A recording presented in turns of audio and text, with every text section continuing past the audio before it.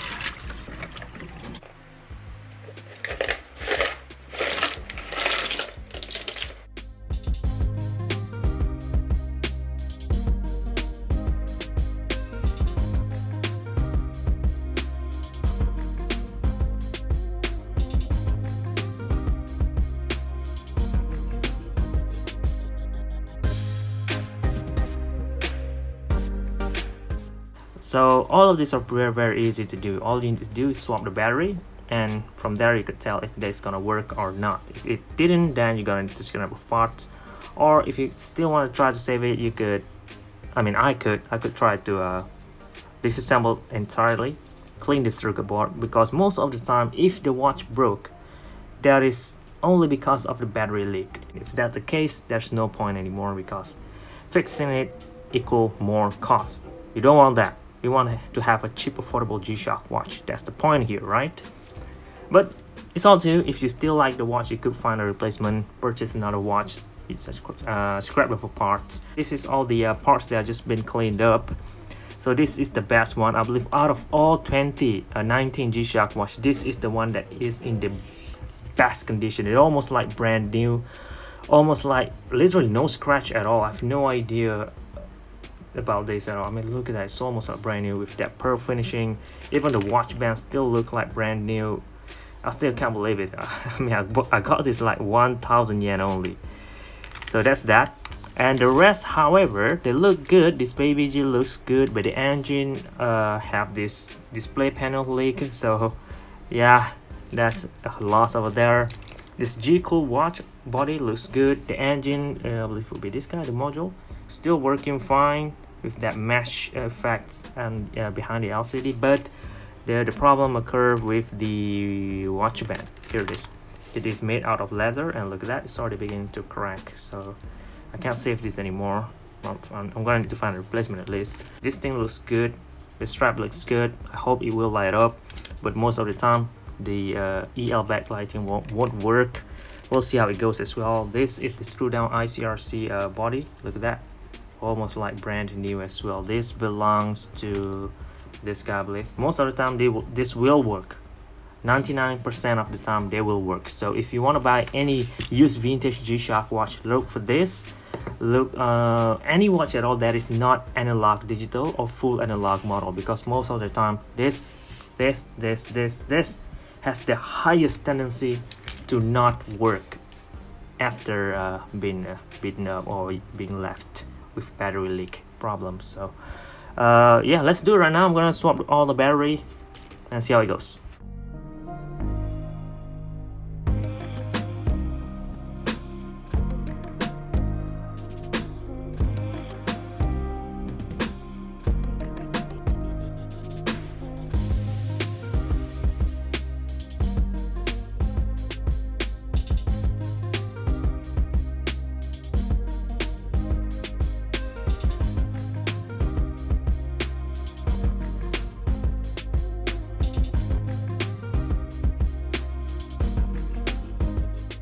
Okay, now after I swap the battery, at least some of them, because I didn't have battery for this guy, I believe. It uses two battery, that is 1120 and 621. I have the 621, but I didn't have this 1120 with me. So anyway, the LCD is broken, so I don't need to do so, right?